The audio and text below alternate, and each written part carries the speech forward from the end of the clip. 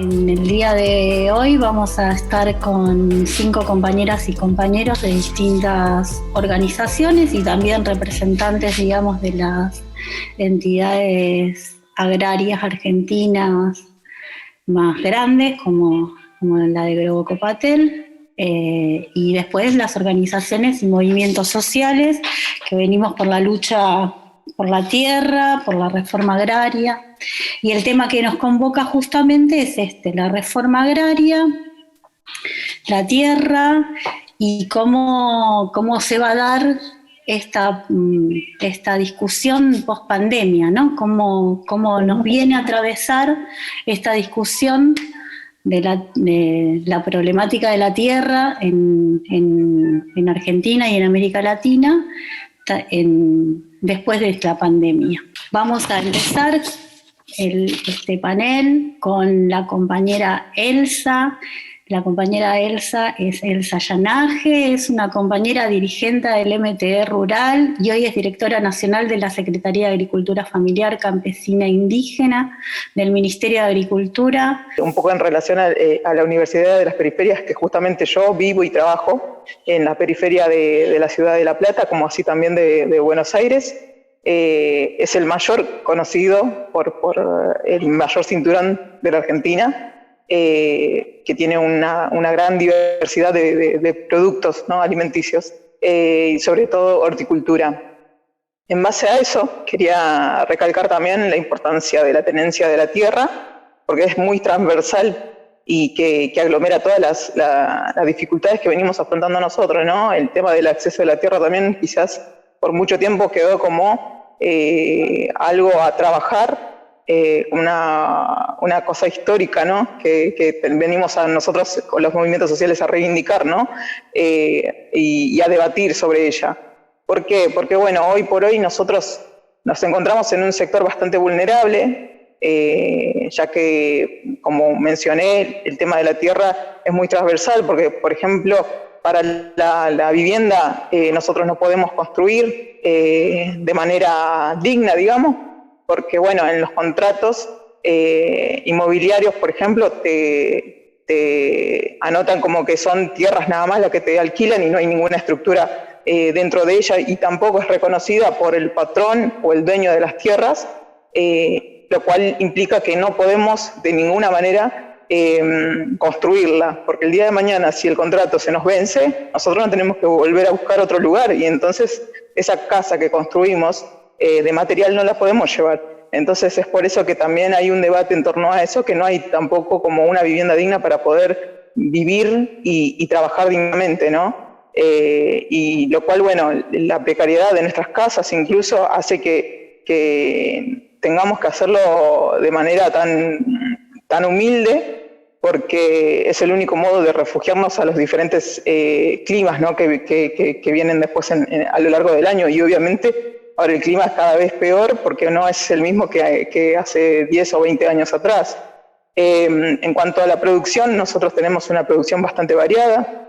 Estamos implementando lo que es la agroecología. Se hace difícil porque no hay un sostenimiento, ¿no?, y tampoco hay un gran aporte hacia ella, pero que ahora en la realidad, en la actualidad, se está empezando a debatir en torno a eso, empezando a trabajar en conjunto con la misma sociedad, ¿no?, concientizando la importancia de producir de manera agroecológica, que también tiene una relevancia bastante importante, porque bueno, ahí también no es solamente la manera de producir, sino que también el cuidado personal de uno mismo como productor, como agricultor familiar, sino también con la sociedad, que necesita alimentos sanos y accesibles, a precio justo y de gran variedad, obviamente, y que sino también tiene un impacto ambiental bastante importante. Eso de cuidar los cinturones no es nada raro, porque es un aporte que le venimos dando desde hace mucho tiempo. Nosotros con raíces originarias de pueblos indígenas, esa práctica se viene haciendo desde hace muchos años y hoy lo volvemos a debatir después de tanto tiempo, ¿no? Qué loco es esto, que pensaron que durante siglos pensaron que habernos exterminado a la mayoría, y hoy venimos a reflotar todo lo que es la práctica ancestral, que para nosotros es importante y lo que también sostuvo por tanto tiempo lo que es la agricultura originaria, y que bueno, a medida que los cambios rotundos de los tiempos también hizo que nosotros tengamos que abocarnos hacia una sola producción, esa producción tan salvaje, se le podría decir, que era contaminación constante, el no ver al vecino como un hermano, sino como un contrincante, y de esa forma acelerar los procesos de producción, y lo único que se nos veía a nosotros era como máquinas produciendo constantemente, una sobreexplotación sobre nosotros, y que bueno, ahora mediante la concientización y las organizaciones sociales venimos dando como debates contundentes sobre eso, y es importante que todos y todas estemos siendo partícipes de ellas, ¿no? Un poco también en relación a eso es democratizar la tierra, que el productor es el protagonista, y que es obviamente a la hora de la elaboración de verduras, de frutas y demás, es importante que se le tome de gran importancia en todas las políticas públicas, ¿no? Porque sabemos que si no hay campesinos, si no hay tierra, no hay producción, no hay alimento. Entonces, me parece que ahí también hay que empezar a ver esos ojos, acompañar a los pequeños productores, y que no sea solamente una lucha de los campesinos, sino que también de toda la sociedad, a poder debatir de qué nos alimentamos, ¿no? ¿Qué queremos alimentarnos? Y nada, y en parte también sobre la pregunta de qué podemos aprender de la pandemia, básicamente es que recién ahí surgió la necesidad de darle importancia a la agricultura familiar, campesina, indígena también, ¿no? Si hubiesen habido políticas públicas en los años anteriores, quizás hoy podríamos tener la posibilidad de solventar algunas cuestiones, ¿no? Pero que bueno, a pesar de eso, muchos productores, agricultores familiares pudieron seguir trabajando, porque bueno, el tiempo no espera, y que la verdad pudieron reorganizarse y ver la forma de poder seguir aportando y vendiendo sus productos al alcance de la sociedad, ¿no? Sobre todo la más impactada, que era la sociedad de las ciudades, sobre todo. Entonces, la importancia del abastecimiento local, el trabajo en conjunto, me parece que ahí tuvo una preponderancia bastante importante en ese sentido. Y que bueno, el país obviamente no se salva solo, sino está con la participación activa de todos los sectores sociales. Y un poco también en relación a eso, la propuesta del Plan de Desarrollo Integral Humano, me parece que es muy, muy relativo a eso, porque viene con aporte de los movimientos sociales y también con la integración de otros diferentes sectores que tienen una mirada más a querer salvar un poco toda esta problemática que venimos obteniendo por parte de lo que nos trajo la pandemia, ¿no? Un poco también en relación a que estoy dentro de la dirección de comercialización, es activar como políticas públicas para poder ayudar y fortalecer a toda la agricultura familiar, campesina e indígena, que bueno, tenemos una deuda, ahora ya siendo como institución una deuda bastante histórica con ellos y con ellas, y me parece que es súper importante poder empezar a enfocarnos en eso, ¿no? En la demanda de aquellos pequeños productores campesinos y campesinas que vienen luchando en los diferentes territorios. Una de ellas es el acceso al agua, que lo estamos empezando a implementar en las diferentes provincias, pero entre ellas también hay muchas políticas públicas para poder comentarles, y que la pandemia no nos hizo retrasar ni mucho ni tanto, pero que estamos empezando a enfocarnos en diferentes cuestiones que vienen teniendo. Muchas gracias, Elsa. Y vamos a ir rapidito a Gustavo Grobo Batel. Él es ingeniero agrónomo y presidente del grupo empresarial Los Grobo. Yo soy ingeniero agrónomo, tengo casi 40 años de profesión, me he dedicado en un principio a la docencia y a la investigación en suelos, y a través del desarrollo del trabajo dentro de mi empresa, siempre uno de los puntos más importantes estuvo relacionado con el acceso a la tierra. Hace algunos años tuve la suerte de empezar a recorrer el mundo haciendo trabajos para gobiernos en diferentes lugares, donde también el tema del acceso a la tierra, las reformas agrarias en distintas formas, son temas centrales, ¿no? La agricultura está vinculada con los principales desafíos de estos tiempos, ¿no? La seguridad alimentaria, el cambio climático, la pobreza que en la mayoría de los países sucede en áreas rurales y el impacto sobre el medio ambiente. Los gobiernos y en general la sociedad ponen muchísimo foco en este tema y hay distintas situaciones y distintos puntos de vista, y no es lo mismo lo que está pasando en China, el proceso de concentración de minifundios en China o en la India, por un lado, y por otro lado lo que puede llegar a pasar, o las experiencias que tuve en África, en algunos países. Algunas reflexiones. Ser productor en general no está necesariamente vinculado con tener la propiedad de la tierra. Uno podría ser productor bajo algún sistema de concesiones, alquileres, convenios productivos, distintas formas. Eso es una tendencia conceptual que se están viendo en muchos lados y en muchas partes del mundo. Yo entiendo que la propiedad de la tierra tiene una importancia muy grande si no hay seguridad jurídica, como decía la compañera antes, en donde uno tiene que invertir o generar su casa y demás, y no tiene la seguridad, y esos son temas que deben resolverse, obviamente, y probablemente alguna especie de reforma vinculada con eso es muy importante. La propiedad de la tierra también tiene temas del vínculo con la tierra, ¿no? Yo soy hijo y nieto de productores agrícolas y eso genera un vínculo emotivo, digamos,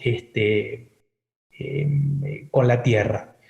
Decía que al no ser necesario ser propietario de la tierra para ser productor, cambió de alguna manera la visión, porque no es necesario ser hijo de alguien para ser productor. Uno podría ser productor sin necesidad de heredar tierra de un padre chacarero o un padre estanciero o lo que sea. Y eso ha generado un movimiento importante y una especie de reforma, si uno quisiera decirlo de esa manera, en Argentina y en otras partes del mundo vinculado con eso. Eso también se relaciona con que la creación de la riqueza no está directamente vinculada con la propiedad de la tierra, ¿no? Sino a la capacidad de gestionar sistemas productivos. Es decir, no es necesario ser propietario del stock, en este caso la tierra, y sí es muy importante conocer sobre cómo producir, cuál es la forma mejor de producir. Y eso, en general, lo que vemos en distintos lados, se vincula más con el progreso, con el desarrollo de riqueza. Pensar solo en que la propiedad de la tierra es lo que condiciona el progreso, desde mi punto de vista, y en los lugares que yo tengo experiencia, pone algunos límites. Como, por ejemplo, pensar en que el límite para una empresa es el límite del Estado-Nación, sin pensar que es el mundo el lugar. O sea, nos vamos construyendo límites que a mí me parece que hay que discutirlos. Hay que pensar más allá de la propiedad, porque eso permite liberar fuerzas productivas con el solo límite de la imaginación y la capacidad de innovar que puedan tener nuestros pequeños productores. Las tierras se pueden alquilar, el trabajo se puede reorganizar, el capital se puede conseguir, o sea, no es necesario ser propietario de los factores de la producción o de los stocks. El desafío es gestionar que haya más flujos, más producción, más generación de bienes o en todo caso servicios. Es para eso fundamental el desarrollo de los conocimientos, visto ese conocimiento como la integración de la ciencia con los saberes y conocimientos ancestrales. De alguna manera la integración de esos conocimientos pueden generar un nuevo nosotros, y ese nuevo nosotros para mí es el desafío de la integración que tenemos por delante. La pandemia, desde mi punto de vista, lo que hace es acelerar los procesos que se venían dando antes de la pandemia, donde ya había crisis o había discusión sobre muchas de estas cuestiones. Desde mi punto de vista, la pandemia lo que hace es acelerar y lamentablemente, al no estar preparados para adaptarnos o para absorber esas transformaciones, la situación, digamos, se agrava o puede llegar a agravarse. Hay países que han reaccionado mejor y que se han adaptado a estas transformaciones.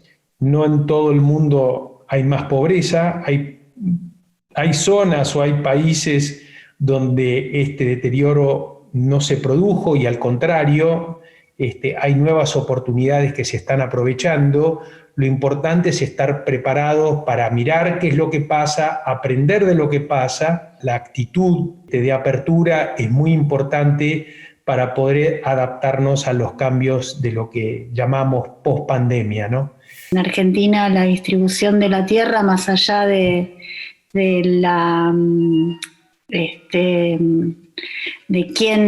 quién es, hay una concentración enorme de tierra, digamos, sin distribución en los campesinos y campesinas, y eso también da una desigualdad muy grande en torno a la producción y en torno a muchísimas cosas. Entonces me parece que es interesante seguirlo debatiendo. Para eso vamos a ir con Julián Domínguez. Julián Domínguez es militante del Partido Justicialista y abogado de Esmalta, y bueno, también él no lo puso, pero fue presidente de la Cámara de Diputados hasta el 2015.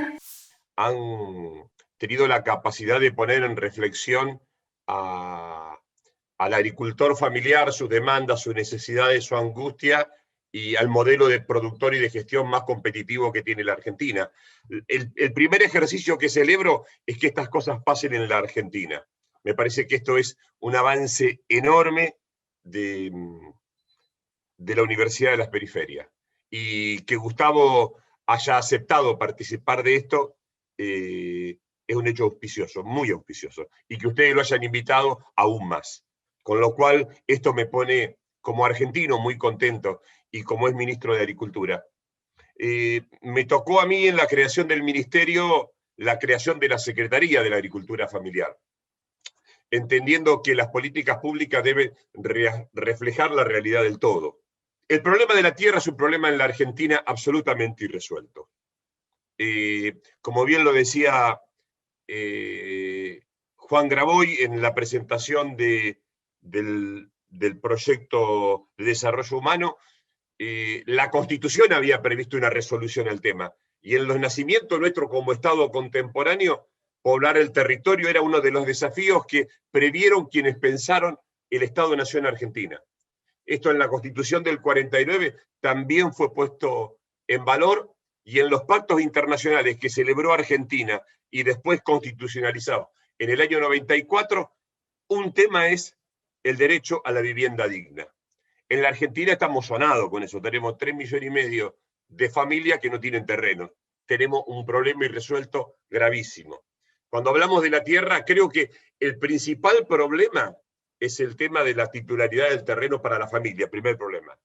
Después, discutir y planificar cómo ordenamos el territorio en función del modelo de gestión, de desarrollo y crecimiento económico que queremos como país. Me parece que deberíamos por lo menos tener en claro de qué hablamos. Yo creo que esta es la responsabilidad de la dirigencia política. Hay un mandato constitucional que se está violando.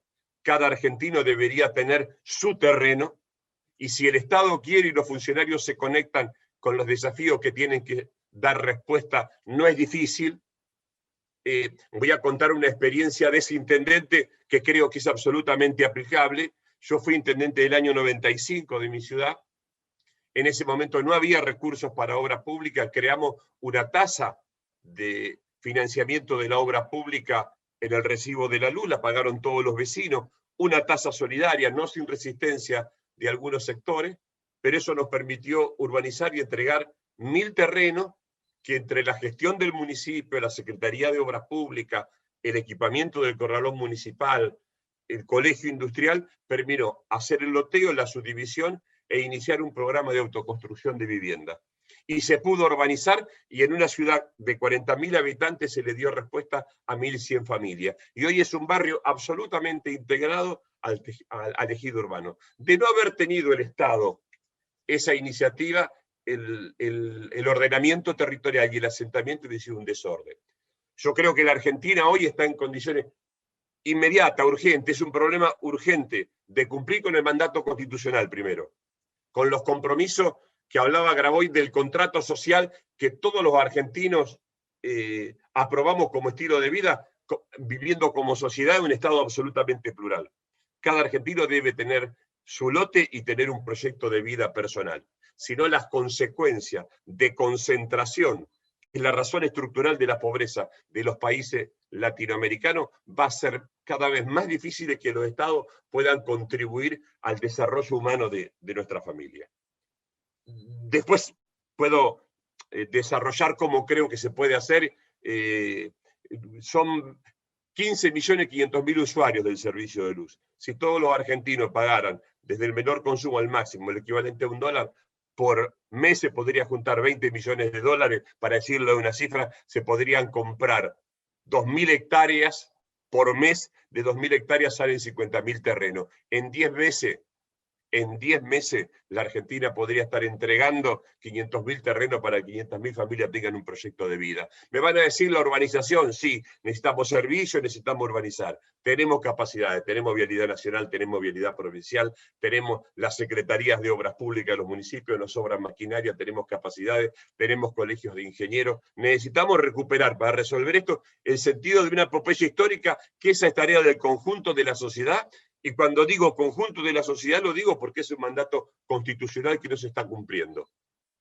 Por lo tanto, yo, mientras pensaba en esta charla, que no tuve mucho tiempo, pensaba qué bueno poder plantear como el espacio de las asignaturas pendientes del cumplimiento constitucional que la sociedad no cumple. Después lo peor que puede pasar es que se vaya por caminos que nada tienen que ver con los objetivos de constituir una sociedad que se integre y se desarrolle. El tema de la tierra, puntualmente. Cuando se habla de reforma agraria, yo entiendo que estamos hablando, cuando uno habla de reforma agraria, yo no tengo muy en claro de qué estamos hablando.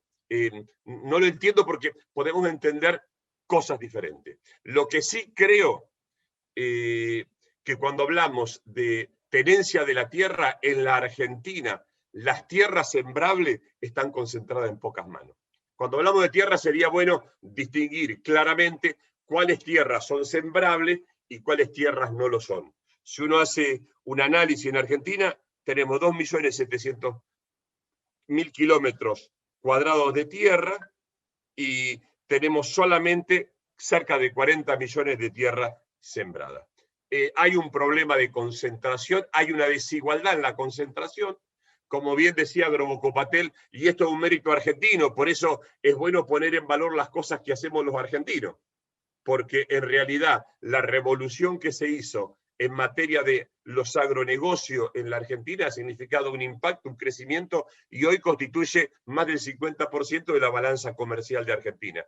Me parece que ambas cosas hay que concentrar, la dificultad, el déficit, la solidaridad social, pero también las cosas que la educación pública parió en la Argentina, porque quienes hoy trabajan en el campo argentino y han hecho lo que han hecho, como la generación de riqueza nacional, fueron egresados de la universidad pública. Hay un problema de distribución de la tierra absolutamente cierto.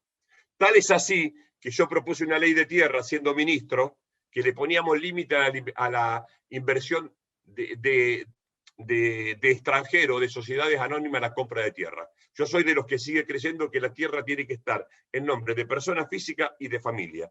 Lo creo por la historia que tiene la producción agropecuaria. Lo creo por la necesidad de poner límites a un recurso que es estratégico para la Argentina y no es renovable.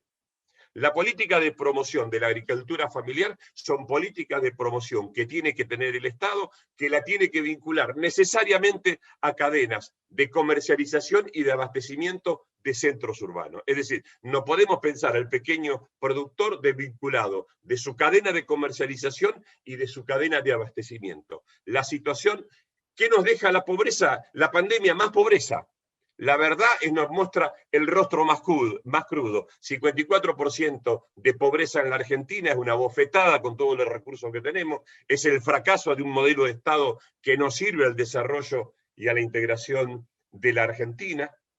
Yo estoy convencido que el Estado es responsabilidad del Estado. Miremos el artículo 75, inciso 19 de la Constitución. Es responsabilidad del Estado y de la legislatura y del Congreso de la Nación promover políticas que favorezcan la cláusula del progreso, que favorezcan el desarrollo urbano. Y a mí me parece que esto se empieza a resolver a partir de debates serios, de debates conducentes, no de debates que solamente sirvan para satisfacer las ganas de descargar las propias frustraciones.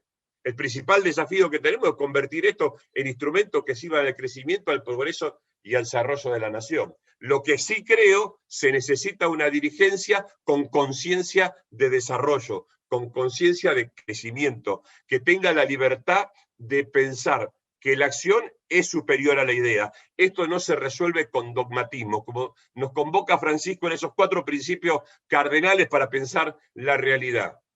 La realidad que tenemos, a la realidad hay que aportarle instrumentos y capacidades de resolución. Creo que nos deja como asignatura pendiente encontrar los instrumentos que no hagan más diagnóstico, que aporten soluciones. Y a las políticas donde hay necesidad hay que financiarlo, y eso lo tiene que hacer el Estado. Esta pandemia lo demostró que sin Estado no hay sociedad posible, que no hay desarrollo humano integral si no hay un Estado, pero no un Estado que sirva a los intereses de los que se fugan la plata. Se fugaron 150.000 millones de dólares con la estructura del Banco Central de este Estado. Este Estado no sirve al progreso de la Argentina. Este Estado no sirve al crecimiento de la nación. Este Estado no sirve para construir igualdad y crecimiento armónico en la sociedad. Y o nos salvamos en racismo o nos condenaremos por egoístas. Por eso me parece que el gran desafío que tenemos es pensar a partir de resoluciones concretas donde la tierra no es una inversión, es un bien social, y en esta concepción del destino universal de los bienes hay que encontrar una planificación estratégica que oriente el crecimiento, el progreso y que integre a quienes no están integrados en nuestra sociedad. Muchas gracias. Muchísimas gracias, Julián. Y le vamos a dar la palabra a Raúl Toribio. Raúl Toribio es comunicador social y coordinador del Centro Barrial Angelelli, comunidad Huichí. Yo soy de Ingeniero Juárez, provincia de Formosa, y yo soy de la comunidad Huichí. Actualmente estoy en un centro barrial que se llama Enrique Angelelli, acá en esta localidad, ¿no?, de Ingeniero Juárez. Bueno, siguiendo un poco el tema que estamos todos reunidos acá, los Huichí no estamos exentos del problema de la tierra, ¿no? La tierra es el lugar donde vivimos, ¿no?, donde nosotros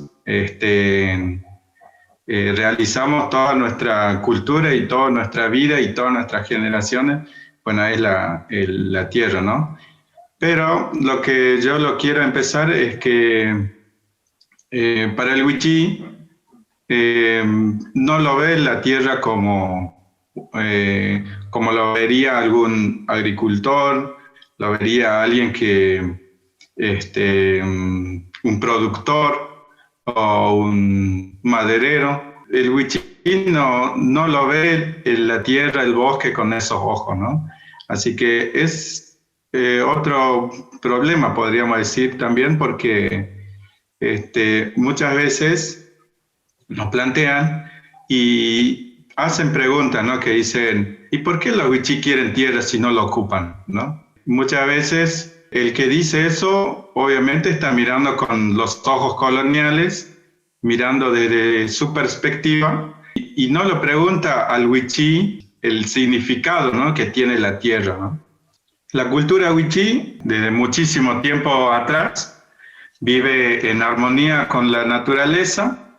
Por ejemplo, cuando alguien va a una comunidad, siempre va a haber muchos algarrobos frondosos, lindos, y para el Wichí eso significa muchísimo. Uno recuerda sus antepasados, recuerda también sus padres, recuerda las enseñanzas también que dejaron, pero ellos no lo ven con ojos extractivistas, ¿no? Por eso digo que muchas veces nos chocamos con esto. ¿Y los Wichí para qué quieren la tierra, no? ¿Para qué quieren el monte? ¿Para qué quieren el bosque? ¿O para qué lo defienden el bosque, no? El territorio para el Wichí es todo, ¿no? Antiguamente el tema de la caza, la pesca, eso también se llevaba a cabo esas prácticas por temporadas, ¿no?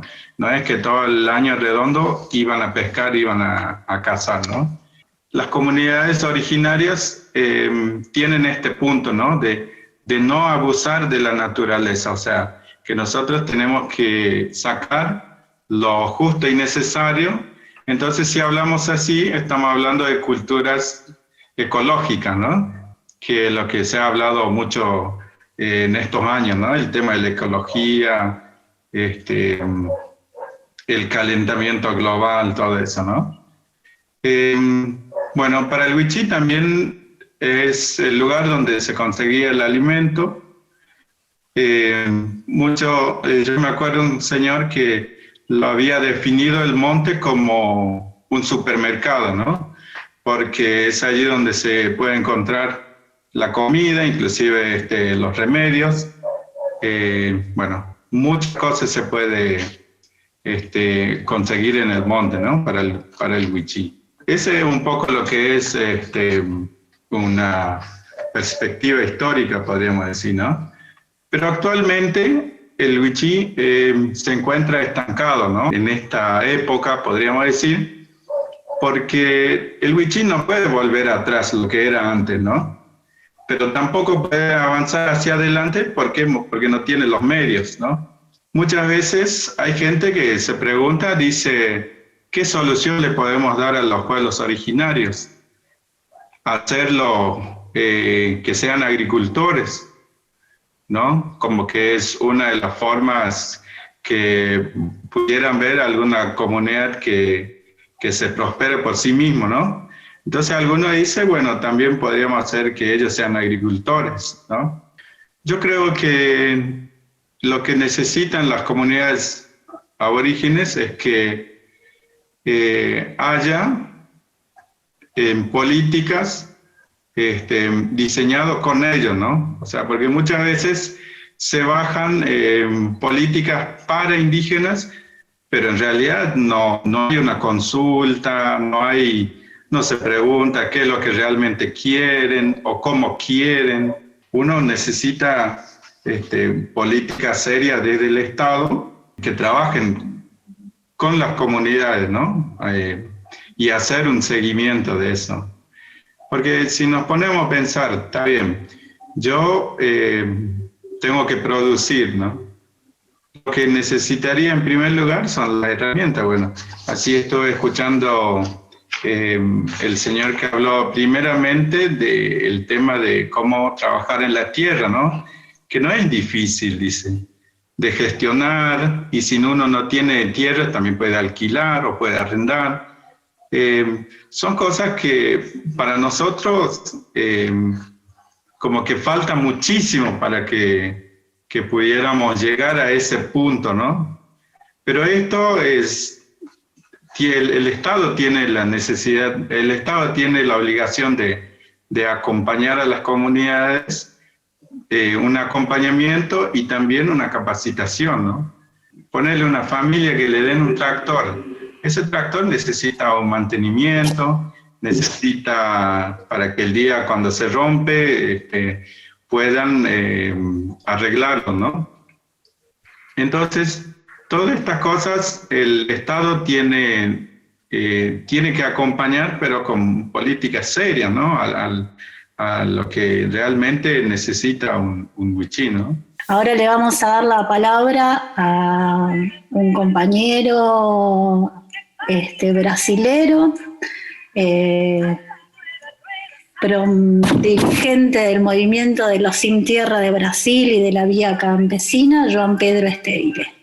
Quiero hacer algunas reflexiones con ustedes bien en tópicos por el tiempo y partiendo de una evaluación más teórica, más general, que nosotros en el ámbito del CLOC a nivel de Latinoamérica y de la Vía Campesina Internacional hemos refletido hace muchos años y ahora con la crisis que nos viene. Y quiero entonces compartir con ustedes ideas para que por lo menos ustedes sepan qué se discute afuera de Argentina si quieren así. Primero, tenemos una lectura de que a lo largo de las últimas 2 décadas hubo un enfrentamiento permanente en el agro de Latinoamérica y del mundo de 3 proyectos de cómo desarrollar el agro. Y esos 3 proyectos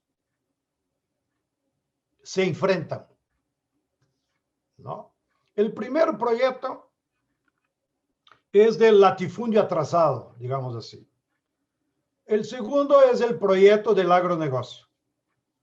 Y el tercer es el proyecto de la agricultura familiar, campesina.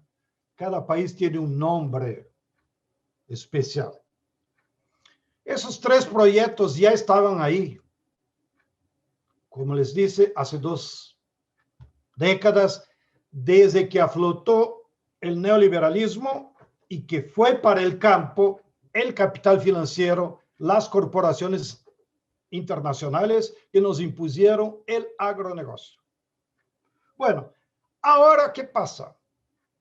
Que en todo el mundo, desde el 2008 y sobre todo 2014, hay una crisis profunda, estructural del modo de producción capitalista. Una crisis que se revela en la economía, que tiene su costo social, porque los capitalistas cada vez que tienen crisis ponen todo el costo sobre los trabajadores, ya que su objetivo único es la ganancia. Y para mantener sus tasas de ganancia, ellos no tienen ninguna preocupación ética o moral en explotar, excluir, abandonar la gente. Nosotros utilizamos la metáfora aquí que en la crisis del capitalismo es como cuando ahondó el Titanic. Creo que todos vieron la película. ¿Qué pasa cuando el buque se va? La primera clase busca los botes y se salva. Y la segunda clase y tercera clase se muere ahogada. Es eso lo que ellos están haciendo. Tomáronse los botes para ellos y los trabajadores se van a ahogar. Eso es la crisis social. De ahí hay una crisis ambiental. Después les voy a comentar más. ¿Por qué? Porque los capitalistas en las crisis estructurales van con más ganancia aún sobre los bienes de la naturaleza para apropiarse de forma privada. Y tenemos una crisis política instalada que no es de gobiernos, es una crisis del Estado burgués. Esa institucionalidad del Estado burgués que fue producida por la burguesía industrial en la Revolución Francesa, se agotó. Ya no funciona. No funciona porque el Estado ya no tiene como prioridad salvar su pueblo. Primero salva a los banqueros, después las transnacionales. Bueno, y si se sobra alguna limosna, adoptamos del pueblo. Y segundo, porque esa forma de democracia burguesa, de elecciones, 3 poderes, no sé qué, tampoco funciona. Los capitalistas les conviene más comprar jueces, son más baratos do que disputar ideas. Comprar diputados, compran cualquier cosa con su dinero. Y por eso que el capital financiero se volvió el gran poder político de todos los países, ¿no? Que llevó a la crisis incluso el Vaticano. El Papa Juan Pablo II no logró ningún cambio porque quien mandaba ahí era un cardenal que coordinaba las finanzas. Por lo tanto, es un problema sistémico de la crisis del Estado burgués, que tenemos que pensar otro tipo de Estado. Y por último, si no bastase eso, fuimos entonces afectados por la crisis de salud pública del COVID. En la mayoría de nuestros países se transformó en una crisis social y de salud, porque los gobiernos no tuvieron capacidad de coordinar los recursos humanos de salud pública y los recursos económicos de toda la sociedad para derrotar ese enemigo invisible común. Pero hubo países que sí lo lograron. Por lo tanto, el COVID no es de per sí un problema de salud pública. Depende de cómo tú enfrentas ese enemigo. Bueno, ahora sí voy más rápido. Entonces, esa crisis afectó los 3 proyectos para desarrollar el agro. Y el COVID, claro, expuso con más claridad los límites de cada uno de ellos. Entonces, el primer proyecto que llamamos de latifundio atrasado. Es atrasado porque él prioriza la acumulación primitiva.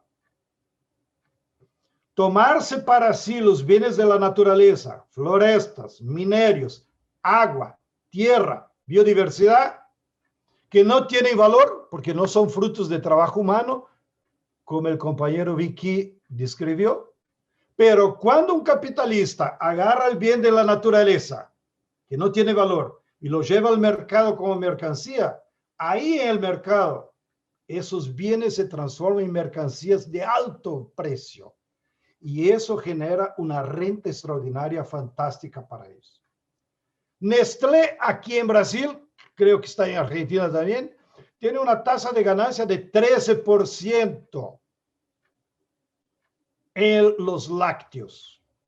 Pero cuando se apropia del agua, que es de todos, pone una garrafita de plástico, tiene una ganancia de 400%. Entonces, ese tipo de capital va a la naturaleza para hacer una acumulación primitiva extraordinaria. Y creo que ese movimiento está presente en toda Latinoamérica. Y cuando decimos atrasado es por la forma, no por los capitales. He escuchado ahí hace tiempo que incluso fondos del capital financiero gringo van ahí para la Pampa Argentina a apropiarse de tierra para acumular, porque después no se utiliza. O me imagino que hacen lo mismo en las florestas de Misiones y no sé qué más. Bueno, el segundo proyecto es el proyecto del capital que nos propone el agronegocio. ¿Qué es el agronegocio? El agronegocio es la forma de explotar el agro basado en la producción de commodities, que son mercancías agrícolas padronizadas para el mercado externo. El agronegocio no produce comida, produce commodities. Y ellos tratan de sacar ganancia con eso.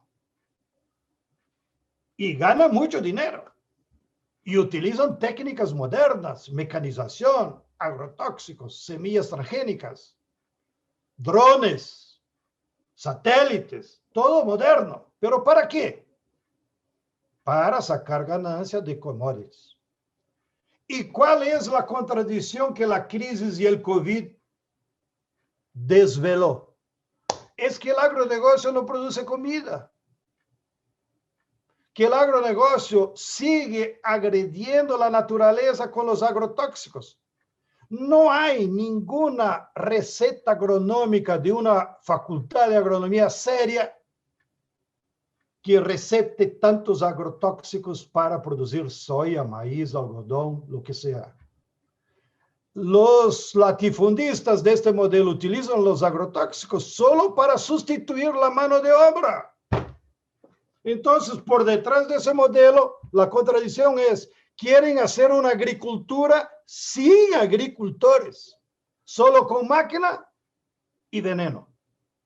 Pero el veneno mata la biodiversidad, contamina los alimentos y desequilibra la naturaleza.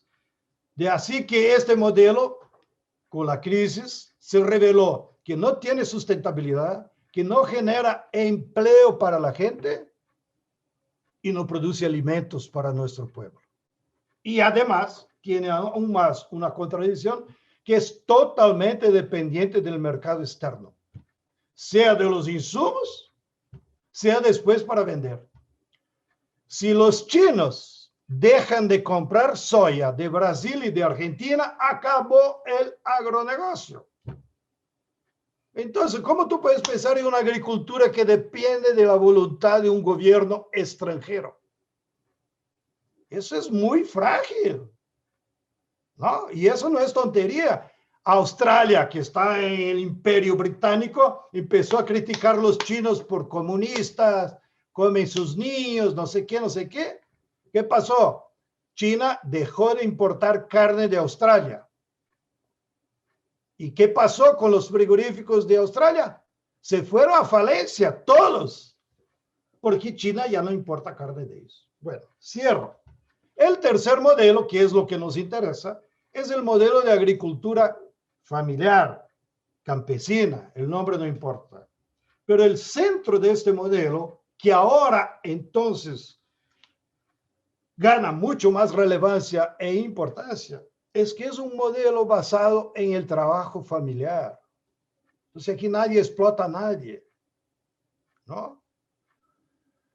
Es un modelo que en su esencia es producir alimentos, primero para su familia y luego vende el excedente en el mercado. Bueno, entonces, el modelo de desarrollo más sano, que pueda ser respetuoso con la naturaleza, que pueda lograr atender los intereses sociales, es este modelo, que con la crisis se reveló ser el único que puede salvarnos. Pero, claro, tenemos que dar algunos pasos adelante para incluso no solo resistir, sino que proteger ese modelo. Entonces, yo creo que ante esa situación, nosotros deberíamos impulsar ese modelo para que él utilice de forma más responsable los recursos naturales. Estoy de acuerdo con Raúl. Los recursos de la naturaleza son de todos. Y por lo tanto, los campesinos, cuando se utilizan, tienen que tener una otra visión. Agarrar la visión de nuestros antepasados, de los pueblos indígenas, y transformarse en zeladores de la naturaleza y no de explotadores de la naturaleza. Y lograr producir alimentos sanos, que estoy de acuerdo con quien dijo ahí, es posible producir alimentos sanos juntando conocimiento científico y sabiduría popular, y esa matriz se llama agroecología, que no necesitamos 1 gramo de agrotóxico para producir todos nuestros alimentos. Tercero, impulsar la soberanía alimentaria. ¿Qué es la soberanía alimentaria?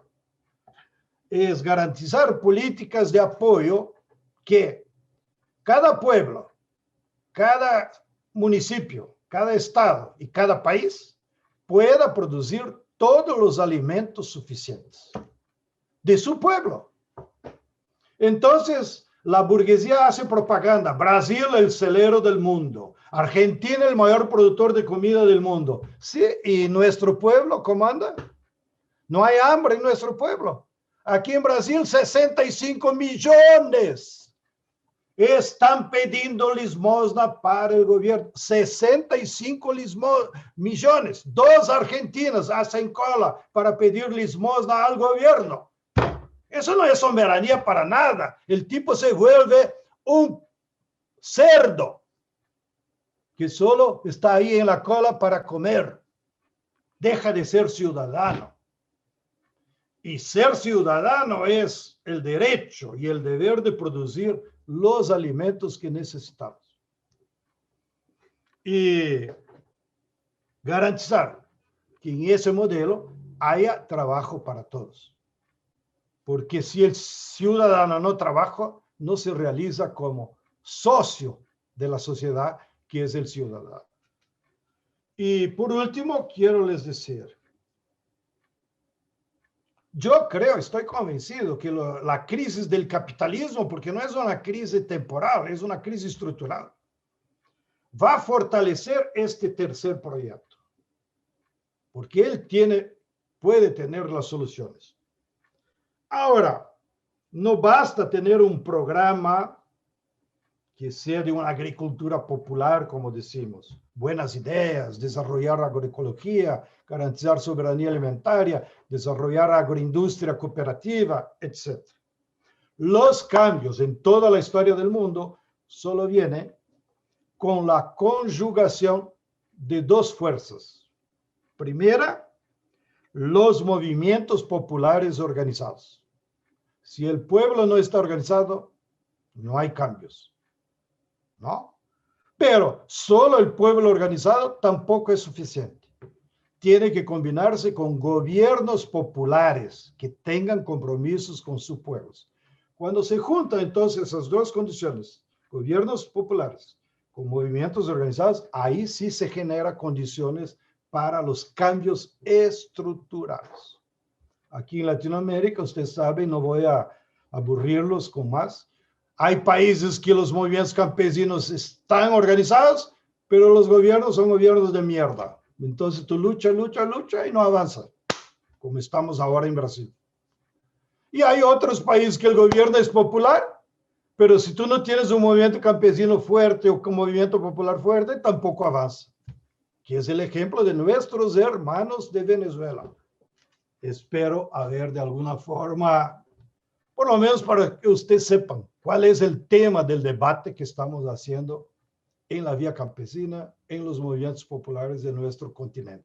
El año pasado, cuando se volvió a poner en agenda pública en Argentina el tema de la reforma agraria, a través de Juan Grabois y demás de diferentes medios, se escuchó bastante esto de que hablar de la reforma agraria como algo arcaico, algo antiguo o algo que atrasa, ¿no? Quería preguntar cuál es la opinión de todos los que pusieron con respecto a esto, si realmente piensan que es así o este modelo de concentración de la tierra no es realmente el atraso y nos rememora más a un modelo feudal que algo que apunta al progreso. Nosotros estamos alquilando las tierras y todos los problemas que viene consigo también, ¿no? La posibilidad de construir, la posibilidad de tener una vivienda digna, de tener agua potable, de poder cambiar el modo de producir también. Eso nos acelera a nosotros a tener que volcarnos a un solo sistema de producción que quizás no es el que elegimos, pero que con el tiempo nos hicieron hacer dependientes hacia ello y hacernos creer que la única forma que teníamos de producir era esa, ¿no? Eso viene en relación a los agrotóxicos, a la concentración de tierra. Hoy por hoy yo me encuentro en tierras donde 4 de las hectáreas que venimos alquilando con otras 3 familias más está siendo básicamente vendida, ofertada para su venta. Sabemos que esas 2 hectáreas de tierra va a ser destinada seguramente a la construcción de countries o también seguramente se va a convertir a algún aparato industrial, ¿no? Que viene como avasallando estos lugares donde estamos hoy, donde yo hoy me encuentro, ¿no? El avance de inmobiliario también, que no le importa quién es el que produce, que no le importa también cómo es la vida, que no le importa también si vende o no vende, que no le importa también si el día de mañana se tiene que ir, a dónde va a ir a parar ese pequeño productor, y así vamos desapareciendo. Hoy la parte rural de La Plata un poco se van yendo a las ciudades, a los barrios, a donde consiguen, donde poder tener una vida, ¿no? Ya que en el campo ya prácticamente no la están consiguiendo por esto mismo, de la concentración de la tierra, el avance inmobiliario, la venta descomunal, ¿no? Que se hace imposible sostener. Y un poco la reforma agraria lo que nos ayudaría, por ejemplo, a seguir resistiendo desde nuestros terrenos, ¿no? A seguir produciendo. También un poco viene enlazado a lo cultural, a la educación, a la salud, que es muy escasa por estos lados y que creo que ahí en torno a lo que es la ley de reparación histórica también viene en conjunto para poder aportar en ese sentido, ¿no? A que darle las mismas posibilidades que tiene la ciudad, las tengan también en los territorios de las zonas rurales y no tengamos que escaparnos hacia esos lugares como el único modo de vida para poder subsistir y progresar. Gustavo, vos también hacías una reflexión ahí en el chat sobre el tema de los impuestos, así que si también podés desarrollarlo un poquito más. ¿De qué hablamos cuando hablamos de reforma agraria? Y probablemente haya distintas definiciones que puedan convivir entre sí. Y, es decir, respondiendo a las particularidades de cada zona, de cada geografía, ¿no? Es decir, el sector, llamamos así, urbano o periurbano que acaba de describir la compañera tiene una problemática. Hay sectores como de los pueblos originarios, como describía el compañero de Juárez, que tienen otra problemática porque el vínculo de esas comunidades con la tierra tiene que ver con algo absolutamente diferente, ¿no es cierto? Y que debe ser respetado. Y hay conceptos de la reforma agraria, de la agricultura, digamos, más pampeana y más del agronegocio, que pueden tener mecanismos de reformas diferentes y muchas de ellas son necesarias. Por ejemplo, una ley de arrendamientos para mí es una reforma agraria y esa ley de arrendamientos debería estimular justamente la posibilidad del alquiler de las tierras en manos de las personas que más productivos sean o que más conocimiento apliquen, y eso va a derivar en una mayor productividad y demás. Hay otras reformas que pueden estar vinculadas con el uso de determinados productos. Es decir, se puede hacer reformas para cada vez restringir más el uso de agroquímicos. Es algo que venimos viendo desde hace 30 años. Cada vez la vara en el uso de agroquímicos aumenta y se van renovando, cambiando por productos que tengan menos impacto sobre el medio ambiente. En fin, hay múltiples formas de reformas que hay que ir haciendo, que yo creo que son necesarias y tienen que ser adaptadas de alguna manera a las problemáticas diferentes o de las diferentes geografías. Con respecto a lo que estaba en el chat, había un compañero que había comentado de que si no importa la propiedad de la tierra, ¿por qué la propiedad de la tierra no es toda del Estado? Y en todo caso todos alquilamos al Estado la tierra, y es cierto, es una vía que se ha utilizado y que históricamente en muchos países hubieron expropiación de tierras y es un mecanismo que hay.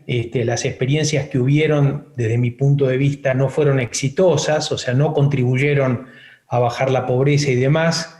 Hay otros mecanismos, que es un mecanismo del cobro de impuestos, ¿no es cierto? Que hoy uno puede discutir si son muchos o son pocos, pero de alguna manera el cobro de impuestos genera un flujo. ¿Y por qué para mí este mecanismo es mejor? Porque nuevamente para mí lo importante es el control de los flujos y no la propiedad de los stocks.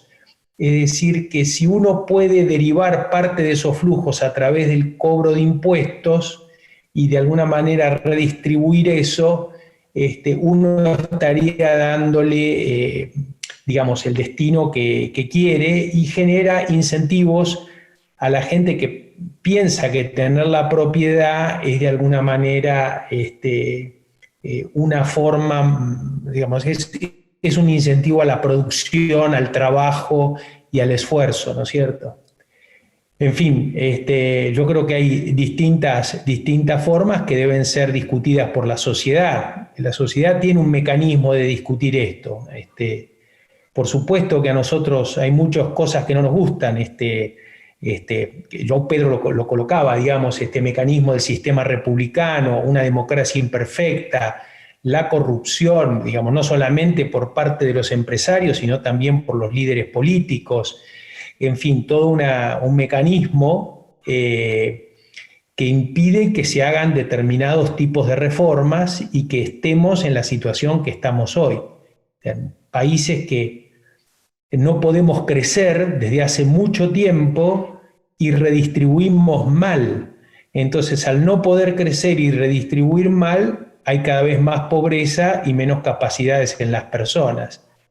Ahora, yo creo que todas estas cosmovisiones pueden convivir en un proyecto de desarrollo nacional. Yo creo que ese es el gran desafío que tenemos. No son contradictorias totalmente una con otra. O sea, puede haber un desarrollo del agronegocio y de la agricultura familiar, y puede ser inclusive sinérgico.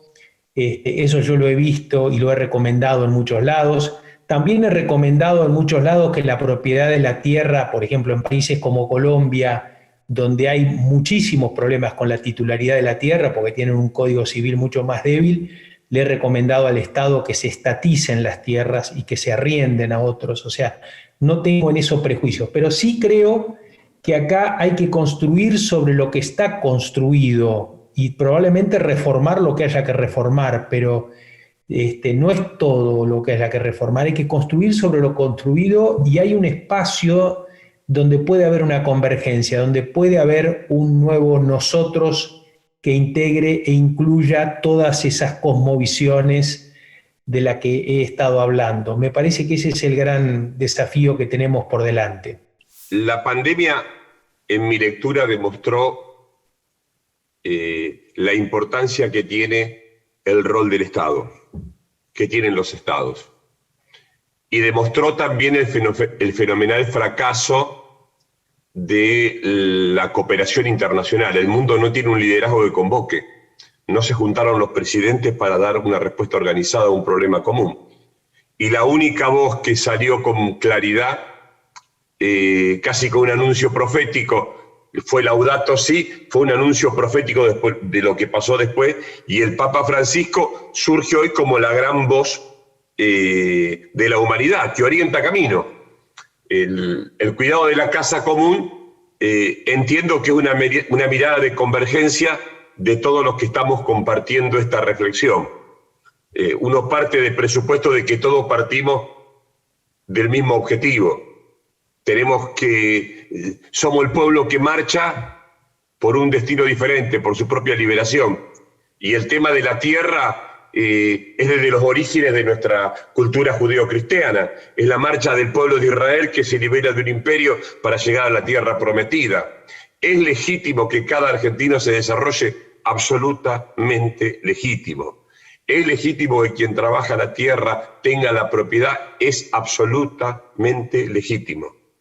Y entiendo que aquí el modelo de Estado desde el año 94 lo que debilitó son las capacidades de construir un proyecto de nación común en la Argentina que sirva a todo. Por ejemplo, el Consejo de Tierra, que deberían integrar los ministros de las provincias con el Ministerio de Justicia y Desarrollo Humano, nunca se juntó a planificar, a estudiar el diseño de titularidad, la matriz de titularidad de la tierra, de optimización, de cuidado del suelo.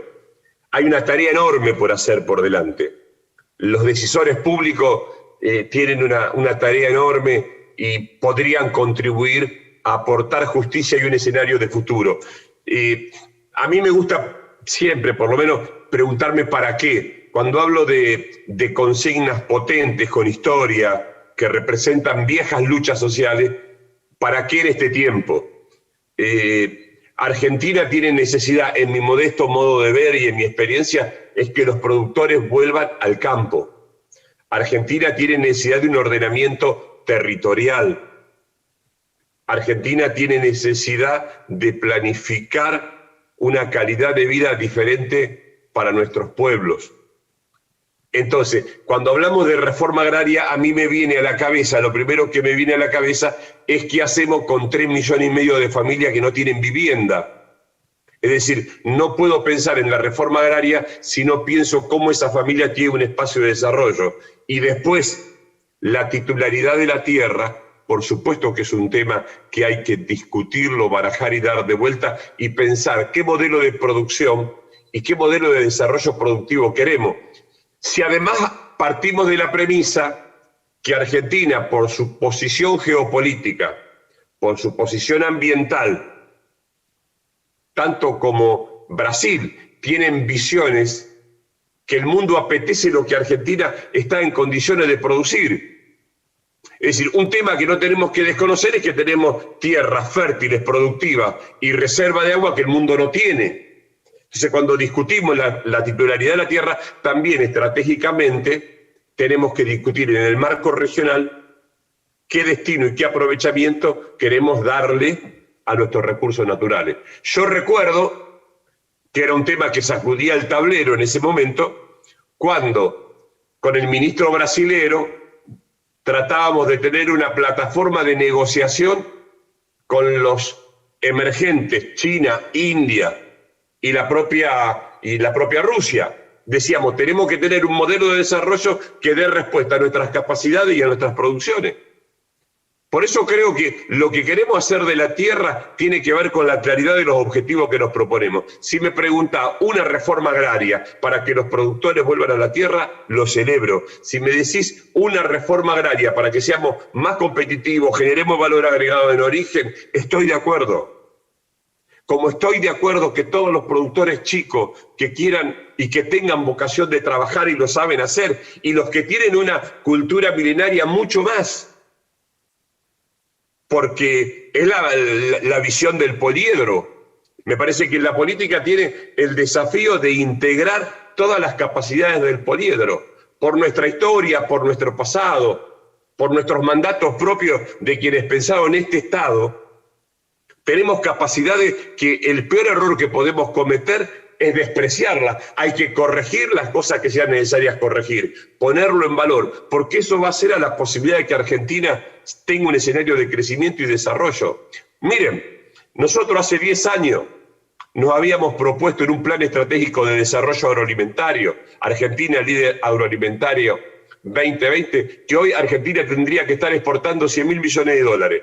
Esto le va a dar sustentabilidad a un modelo de desarrollo, de ordenamiento territorial, decíamos. Y decíamos, tenemos que financiar la industrialización de la producción en origen.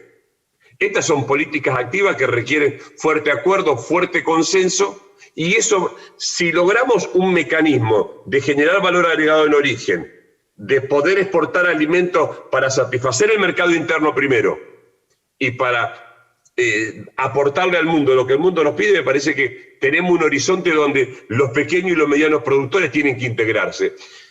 Y me parece que lo que Argentina no supo aprovechar es la enorme riqueza y la gran valoración que hay de nuestras culturas y nuestros pueblos originarios. Tiene una riqueza y un valor enorme que en el momento que logremos poner eso en un todo, me parece que va a contribuir también a una visión más ordenada de la tenencia y de la titularidad de la tierra.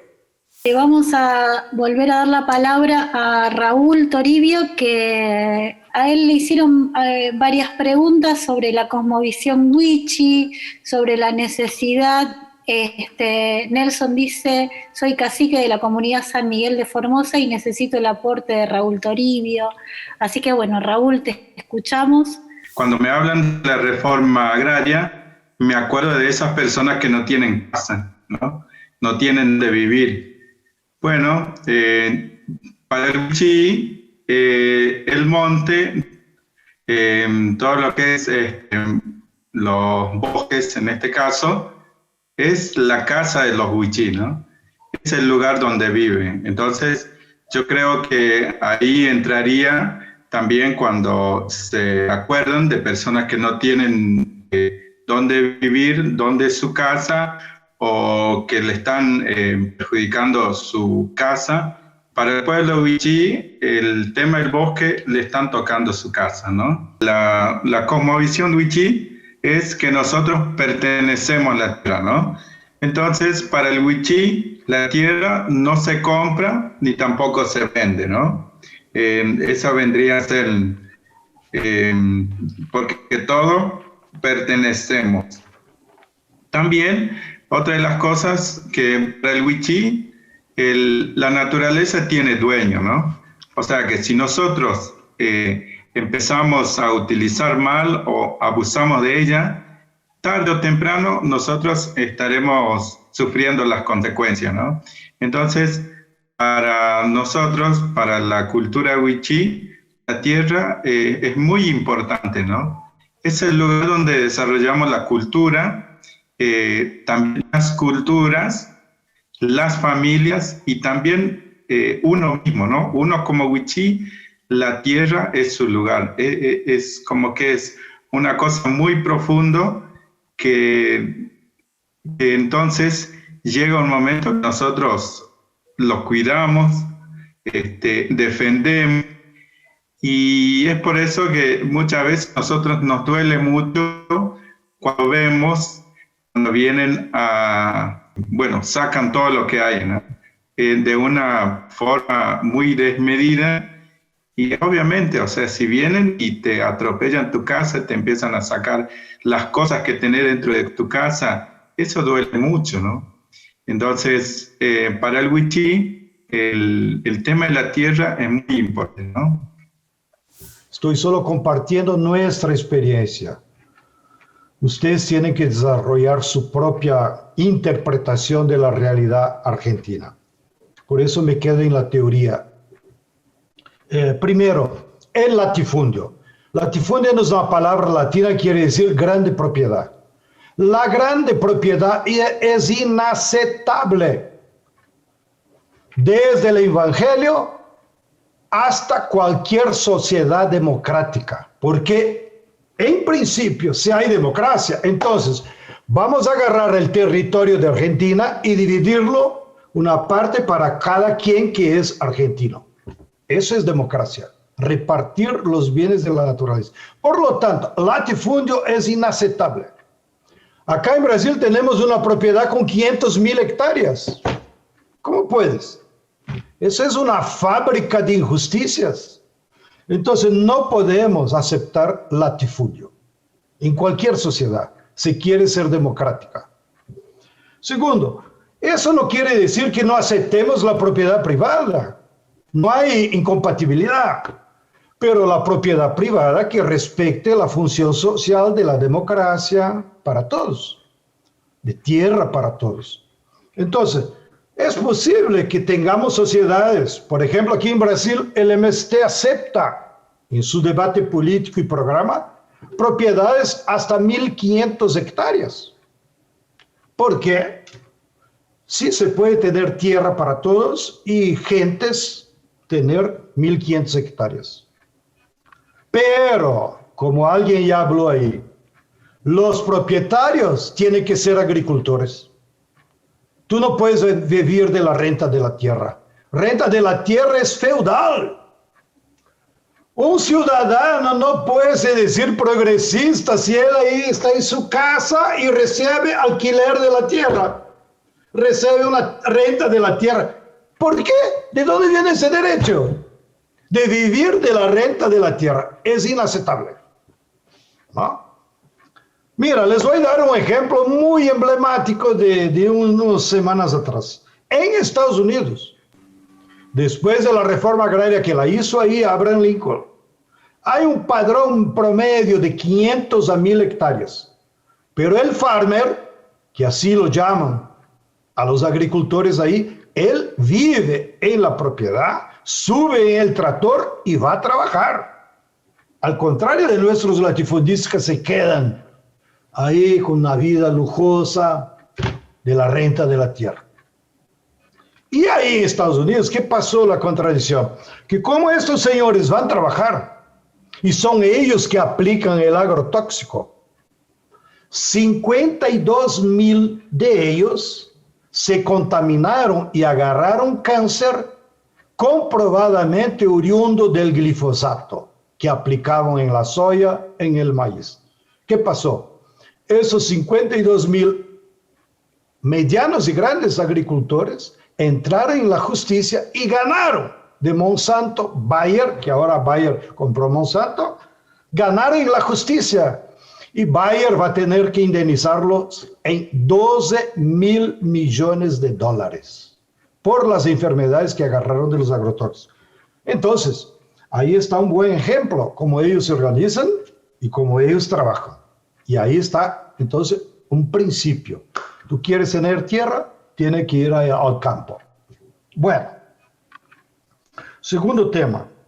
¿Es verdad que la reforma agraria ahora está atrasada? Es verdad. Porque en el senso común que tenemos, cuando se habla en reforma agraria, solo pensamos dividir la tierra. ¿Y qué pasa? Solo dividir la tierra no es suficiente. Y en eso estoy de acuerdo ahí con el compañero Julián. Tendríamos que pensar una fórmula de garantizar vivienda para todos. Entonces, desapropiar las orillas de las ciudades y organizar mejor el urbanismo.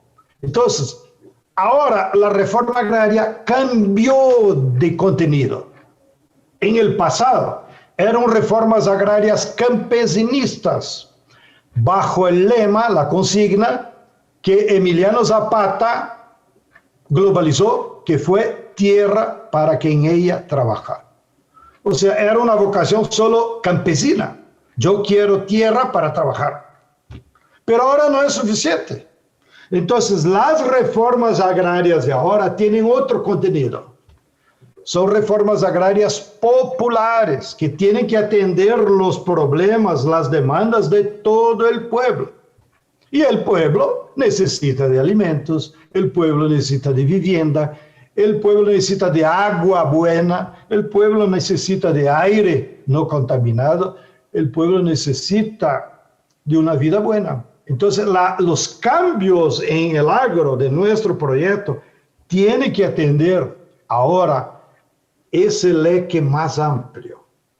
Sobre el pasado, me atrevo aquí a abusar de la paciencia. He organizado ese libro, que ya salió ahí en español, ¿no? Por Editorial Alba, ustedes pueden pesquisar, que es la coletánea de lo que fueron las experiencias de reforma agraria pasadas, para que aprendamos lo que no se puede repetir. Y entonces ahora, en esa nueva visión de reforma agraria, que no es más campesina, es popular, tendríamos que direccionar mejor nuestras energías, como por ejemplo, repito, quizá empezar desapropiando los latifundios que están más cerca de la ciudad. Y ahí en esos, cerca de la ciudad, tú puedes desarrollar hortalizas, gallinas, etcétera, que genera mucho más mano de obra. Entonces, 1 hectárea de hortalizas, tú puedes poner 10 personas trabajando. No necesitas morar, vivir arriba, ¿no? Así como podemos desarrollar una gran campaña nacional e internacional de plantío de árboles. Los árboles son la seguridad para tenermos agua buena, para tenermos equilibrio en la naturaleza. Y se puede plantar árboles en todo lado, incluso en la ciudad, en la orilla de los caminos. En China, que son locos, cuando se deciden por algo, se van todos como hormigas. Plantaron en 10 años 300 millones de árboles a lo largo de los caminos, y yo los vi con mis ojos. Aquí en Brasil, les cuento como experiencia, el MST se propuso eso. Vamos a plantar 10 millones de árboles por año, para ver si logramos ayudar a que la gente tenga una vida mejor. Bueno, y estoy de acuerdo también que en esa reforma agraria es donde se incorpora esos nuevos conceptos. Soberanía alimentaria, primero comida para el pueblo, después el excedente tú puedes exportar. Pero es una locura lo que estamos haciendo en Latinoamérica, de solo exportar materias primas. No hay noticia que algún país se desarrolló exportando materias primas, commodities. Tenemos que organizar a la agroindustria, y estoy de acuerdo con Julián. Agroindustria ahí en el pueblo. para industrializar la leche, industrializar las frutas, industrializar la soya, todo, el maíz, y exportar como alimentos con valor agregado. Solo eso va a poder generar un proceso de renta. Y por último, hay una pregunta aquí en el chat que me tocó como provocación. Provocación buena. Es el tema de las granjas chinas, de cerdos. Dios mío, yo leí en los periódicos, sé que ustedes están haciendo un debate. Por favor, impidan, no permitan que esos capitales chinos vengan a poner eso. Tenemos experiencia aquí en Brasil con eso, con 10,000 criaderas. Eso es un peligro para la humanidad. ¿Por qué que ellos no ponen ahí? Ellos también tienen desierto, tienen áreas improductivas, porque ellos saben el peligro que eso representa para la salud pública. Y el peligro, me recurro a los cientistas. Aquí está. Salió esa semana, el lunes salió publicado aquí, lo traducimos del inglés. La pandemia y el agronegocio. Donde este científico, ahí está la foto del tipo con su bigodón, se parece con Zapata, ¿verdad? Este científico de la universidad, posgraduado epidemiologista de la Universidad de California, en 600 páginas, mira el tamaño, describe con detalles el peligro de esas grandes granjas de escala industrial de producción de animales. Acuérdense, antes de esa pandemia del COVID, sufrimos, no tantas muertes, pero sí sufrimos aquella pandemia del H1N1. Fue un nombre científico pomposo que le dieron a una fiebre porcina originaria de una granja como esa en el norte de México, de propiedad de una corporación gringa, porque hicieron lo mismo. Estaban prohibidos de poner en Estados Unidos, entonces pusieron en México. Hagan todo lo que sea posible, devuelvan los puercos para los chinos, pero ustedes traten de producir alimentos sanos y en equilibrio con la naturaleza por toda la contaminación que ese tipo de escala genera. Y es posible usted producir puercos y exportar para China como carne y como embutidos, pero produciendo en condiciones de sanidad adecuadas, como manda las facultades nuestras.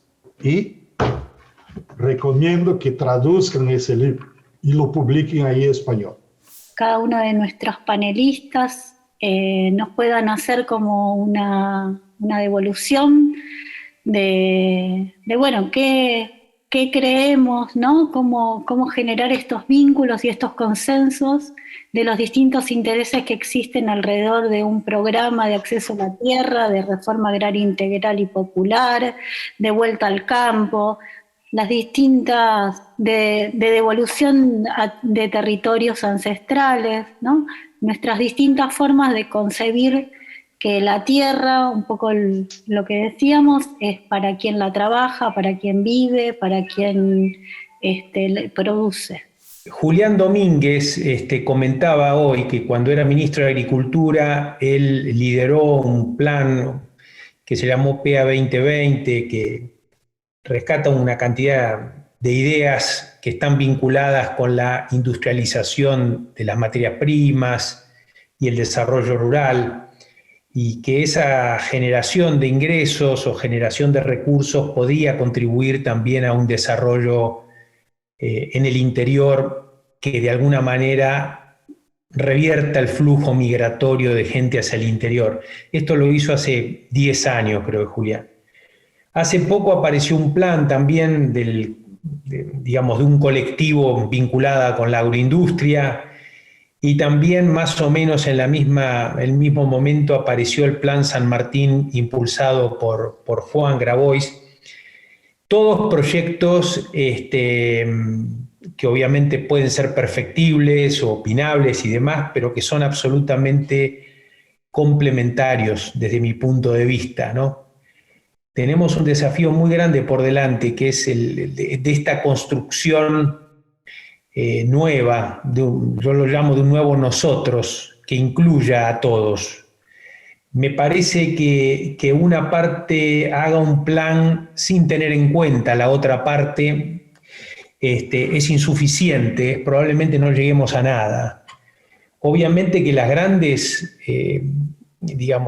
los grandes directrices que tiene que tener esta construcción del nosotros es el respeto por el otro, el respeto por la naturaleza, la sustentabilidad en todas las múltiples formas. Y me parece que hay en este momento tan turbulento, no sé si va a haber una pospandemia, yo tiendo a creer más que va a haber un momento diferente, pero no sé si es pospandemia o qué, pero bueno, en este momento que empieza hoy o que debe empezar cuanto antes, la construcción de ese nuevo nosotros que incluya y que integre es fundamental, es un desafío que tenemos que hacer sí o sí. Y me parece que hay lugar para todos, hay lugar para las reformas que haya que hacer en distintos lugares, para que la gente tenga derecho a tener su casa propia y su tierra propia, y también para generar ecosistemas productivos vinculados con las nuevas tecnologías o las convergencias de nuevas tecnologías. Yo creo que la convergencia de nuevas tecnologías van a hacer al desarrollo agrícola más amigable con el medio ambiente y más amigable con el trabajo y la gente.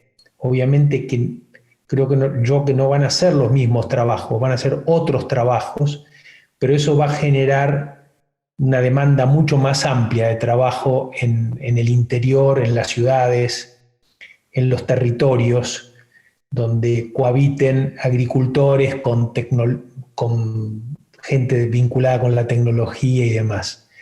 Me parece que eso es posible, me parece que si lo logramos armonizar bien, ese es un camino de desarrollo por lo menos que yo sueño, vislumbro y por el cual trabajo todos los días. Se necesita una acción decisiva sobre la tierra y que se necesita una acción decisiva sobre el conjunto de nuestra dirigencia para tener en claro qué queremos hacer con el recurso de nuestra tierra. Ahí, en el año 2011, cuando impulsamos la ley sobre el dominio nacional, sobre la propiedad, posesión y tenencia de las tierras rurales, lo que estábamos claramente viendo es que había un avance del capitalismo financiarizado sobre el dominio de las tierras en Argentina y como en Argentina en los países productores de alimentos.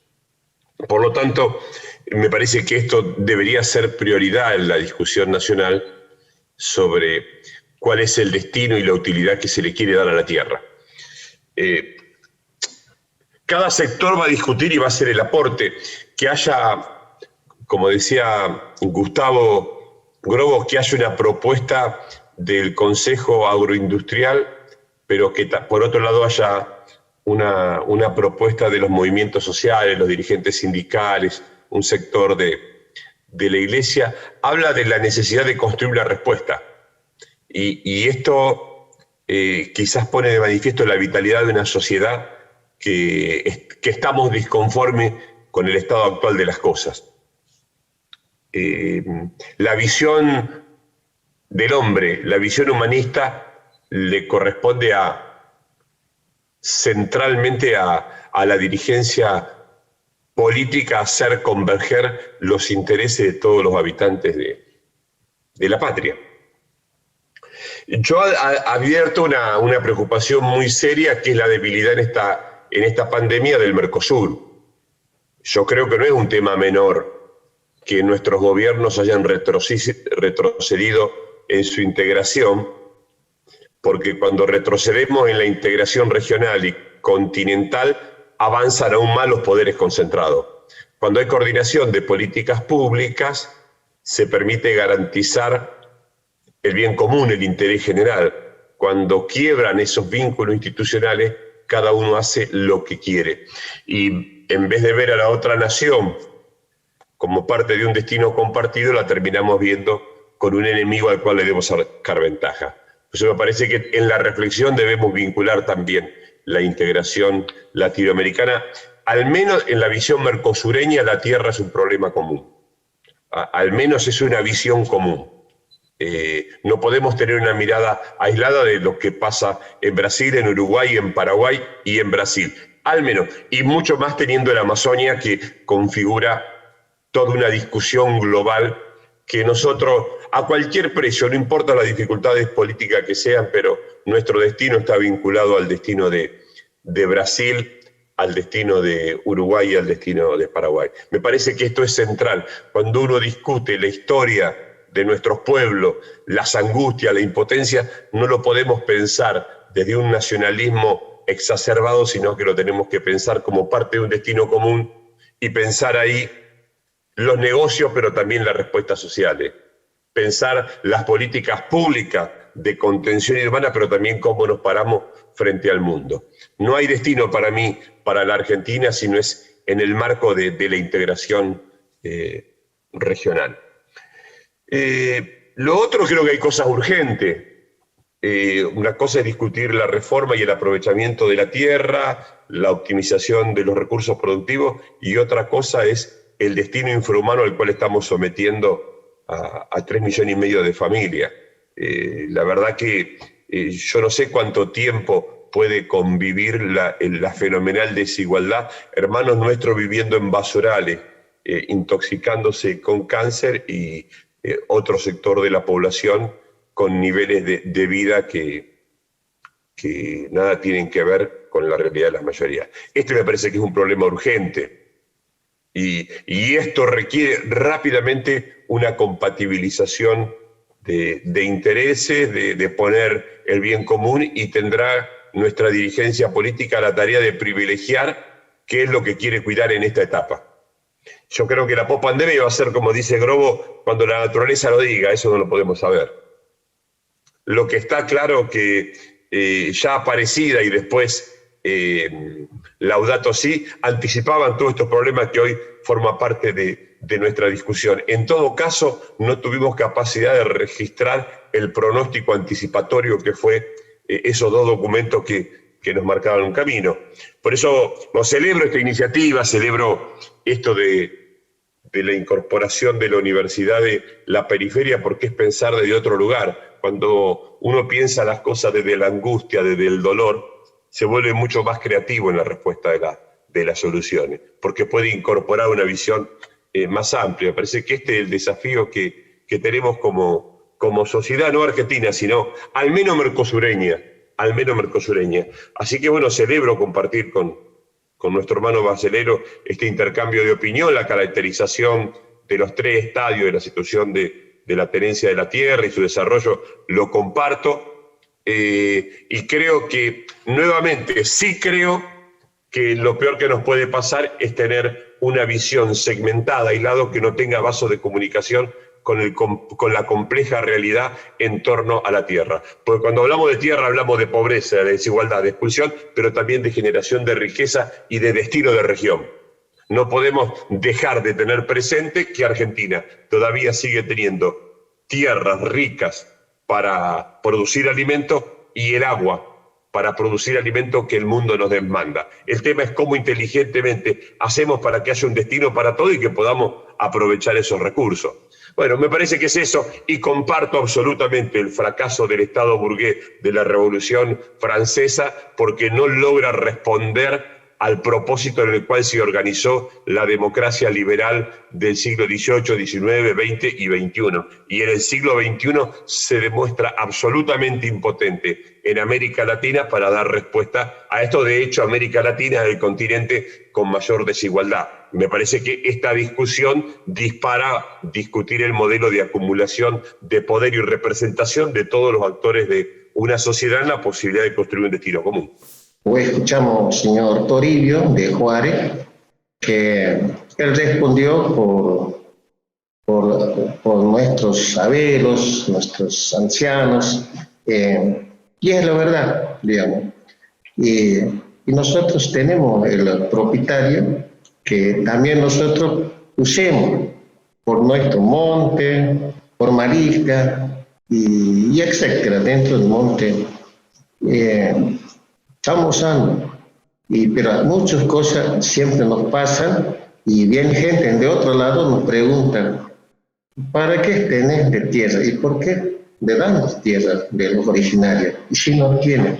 Y sí, pero nosotros estamos usando el monte por fruta dentro de nuestro monte, y el pesca, que es el río Pilcomayo, también nosotros usemos por dos partes, pesca, marisca, y los cortorcones, la zona casita por un lado, y un montón para usar del tierra. Y alguna gente hecho parceres para dentro de los propietarios, para hacer un chacra, para mantenimiento por la familia, y muchos llevan eso de parte de la tierra. Es mejor para nosotros y para los otros originarios. También nosotros tenemos un derecho para tenerse la propietaria, porque nosotros usemos también de propietario, usemos también nuestros compañeros, que algún ganadero dentro también, y nuestro propietario, y todos los que estamos usando por parte de nuestro propietario. Y bueno, estamos viendo muchos casos dentro de nuestro propietario, pero nunca tenemos alguna discusión o alguna crítico, pero bueno, gracias a ustedes que están participando con eso acá en nuestro ramolista, y estamos siempre sufrimos, no tenemos trabajo, pero estamos buscando la necesidad nuestra es para el monte, y otra va el pesca. Eso es lo que estamos viendo. Y en estos lugares donde uno puede contar lo que pasa, lo que le siente, que muchas veces cuando en mi lugar, con todas las problemáticas que tengo en la zona, uno hasta por ahí dice, bueno, me pasa a mí nada más. Pero cuando uno empieza a hablar esto, se da cuenta, escucha también otros aportes de distintos lugares, también se da cuenta que otros también la están pasando mal, ¿no? Están sufriendo, y otros quizás un poquito más complejo que nosotros, o capaz que otros están un poquito mejor, ¿no? Pero bueno, ese sería mi agradecimiento por esta participación, de poder contar lo que es lo que le piensa un wichí, qué es lo que le hace falta a un wichí. Bueno, esto, ¿no? De que haya políticas del Estado trabajen conjuntamente con él. Y acá yo lo único que veo que son ONGs quienes están trabajando con las comunidades, que, bueno, los ONG hacen un seguimiento y todo eso, ¿no? Con respecto al tema de capacitación, bueno, acompañamiento, todo eso, ¿no? Y hay programas que vienen del Estado, pero muchas veces son elaborados desde arriba, y por ahí no está adecuado, digamos, la realidad del lugar, ¿no? No es solo un problema de Argentina, no es solo un problema de Latinoamérica. Lo que vemos es que la crisis puso de nuevo sobre la mesa temas que antes estaban olvidados, de la tierra, de la naturaleza, de los alimentos, del modelo productivo del agro. Por eso ahora todos tenemos que debatir eso. No habrá una solución milagrosa. Pero ¿qué pasa? Que la crisis del capitalismo es una crisis estructural que en la historia del capitalismo jamás habíamos visto. Y estamos convencidos, desde los movimientos populares que nos organizamos a nivel internacional, de que el capitalismo no resuelve más los problemas fundamentales de los pueblos. El capitalismo no tiene capacidad de dar empleo para todos, de garantizar renta para todos, vivienda para todos, escuela para todos, alimentos para todos, siquiera hospital para todos. Entonces, ese capitalismo ya es cosa del pasado. Las fórmulas capitalistas ya son el retroceso. Lo que está puesto es que todas las fuerzas progresistas, populares y de gobiernos del mundo, y de Latinoamérica, y de Argentina y de Brasil, tenemos una tarea ahora de pensar el postcapitalismo. Y para eso no hay fórmula, no hay receta, no hay un programa, así será. Lo que sí es cierto, que tenemos que pensar nuevos paradigmas que reorganicen la civilización humana. Si el pueblo se organiza y participa más activamente, se acorta el tiempo de transición. Si el pueblo sigue luchando por la sobrevivencia, el tiempo de transición para el postcapitalismo será más largo. Porque las empresas seguirán acumulando, los banqueros seguirán ganando dinero. Pero ¿cuál es la contradicción que ellos tienen? Insoluble. Es que las empresas que dominan, las grandes empresas, los grandes banqueros, seguirán acumulando, pero el sistema económico capitalista no logrará más resolver la organización de la producción para resolver las necesidades básicas de la población. Y por tanto el sistema no es más adecuado para atender las necesidades de toda la sociedad. Tendremos un largo camino por delante de debate, de reflexión, para encontrar la salida. Lo que estamos seguros es que la salida no está para atrás. Tenemos que mirar para frente. El capitalismo es solo el retrovisor del vehículo de la humanidad. Se quedó para atrás. Y comparto con ustedes, hay varias iniciativas de nivel latinoamericano e internacional para buscar también espacios más colectivos de reflexión. Ustedes están enterados que Francisco había convocado ese encuentro de economía de Francisco y Clara ahí en Asís. Lastimadamente no se va a poder realizar de forma presencial, solo será virtual, y eso quita un poco la participación de la gente, porque aquí como estamos en 50, solo hablamos en 5. Entonces, la economía de Francisco también será limitada. Pero espero que aún así afloten algunas ideas y sobre todo nos hemos enterado que Francisco está preparando un discurso contundente para ese encuentro, porque él ha sido incluso uno de los portavoces del postcapitalismo.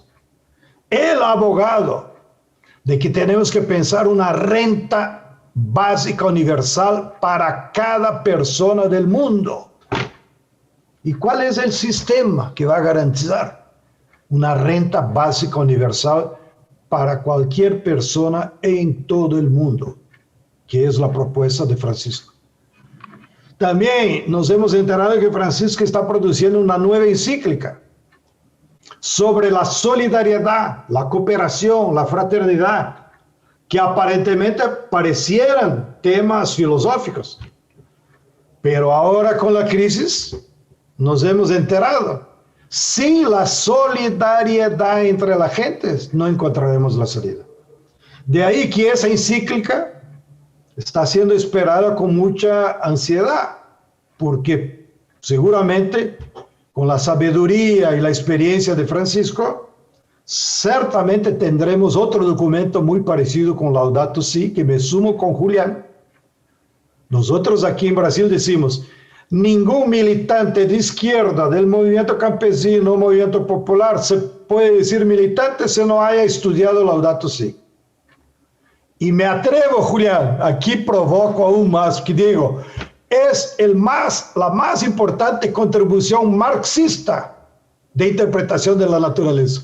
Miren, un papa, pero así es, no digo marxista por el método dialéctico de identificar quién son los culpados, quién agrede y cuáles son las soluciones. Ese es el método, ¿no? Y la gente se queda así. Dios mío, João Pedro dijo que el Papa es marxista. No, no dije que es marxista. Dijo que Laudato Si se utiliza de una metodología dialéctica que es parecida con el método marxista de interpretar la realidad. Por eso estamos todos ansiosos esperando la nueva encíclica que sale ahora en ese semestre. Y también comparto con ustedes y les invito, en algún momento vamos a organizar la participación, habrá una conferencia mundial sobre los dilemas de la humanidad. Todavía no sabemos dónde ni cuándo, pero sí tenemos claro de esa necesidad. Juntar miles de personas, filósofos, teólogos, militantes, gobiernos, y pensar para dónde vamos en esa casa común. Y la otra conferencia que ahí sí nosotros de Brasil estamos impulsando, pensamos que ahí por junio, julio del año que viene, conferencia internacional sobre la crisis ambiental, y la vamos a hacer en la Amazonía, posiblemente en Belén, que es el corazón de la Amazonía, pero no es solo sobre Amazonía. Amazonía es porque es un símbolo, pero es sobre la crisis ambiental que afecta a todo el planeta. Y vamos a invitar organizaciones de todo el mundo. Y ya estamos organizando. Y aquí lanzo un desafío, quizá Julián se anime. Yo creo que el gobierno argentino tiene moral, política y capacidad para convocar una conferencia latinoamericana de gobiernos y movimientos populares. No puede ser solo de gobiernos, porque ahí tenemos gobiernos de todo tipo, incluso el nuestro que es fascista. Entonces, no nos interesa que venga Bolsonaro, pero sí hay gobiernos provinciales, hay alcaldes que sí son de izquierda y podrían venir. Entonces, tendría que ser un formato de gobiernos y movimientos populares y discutir Latinoamérica, ¿no? Yo creo que ustedes de Argentina le toca la vez ahora de impulsar iniciativas de ese tipo. Porque si ustedes miran en América del Sur, ¿qué más? Los compañeros de Venezuela están ahí luchando todos los días contra las agresiones, ¿no? América Central se volvió el patio trasero de los gringos. Aquí en América del Sur, esta confusión. Entonces, le toca a ustedes. Vamos a terminar con esta importantísima charla donde cada mirada, cada reflexión, cada concepto fue y salió de cada recorrido de cada uno de los integrantes que han compuesto este panel y de las integrantes. Y yo me quedo con esto que nos decía João Pedro: la salida es para adelante, y como es para adelante la tenemos que pensar entre todas y todos. No podemos pensarla solamente los movimientos sociales, no la puede pensar solamente el gobierno, no la pueden pensar solamente los pueblos originarios, la tenemos que pensar entre todas y todos, y tenemos entre todos y todas ir saliendo adelante, ¿no? Y realmente se ha demostrado en esta pandemia. Lo que ha demostrado la pandemia es que el capitalismo ni siquiera puede, digamos, con un virus. Muchísimas gracias a todos y a todas y nos vemos en la próxima charla abierta.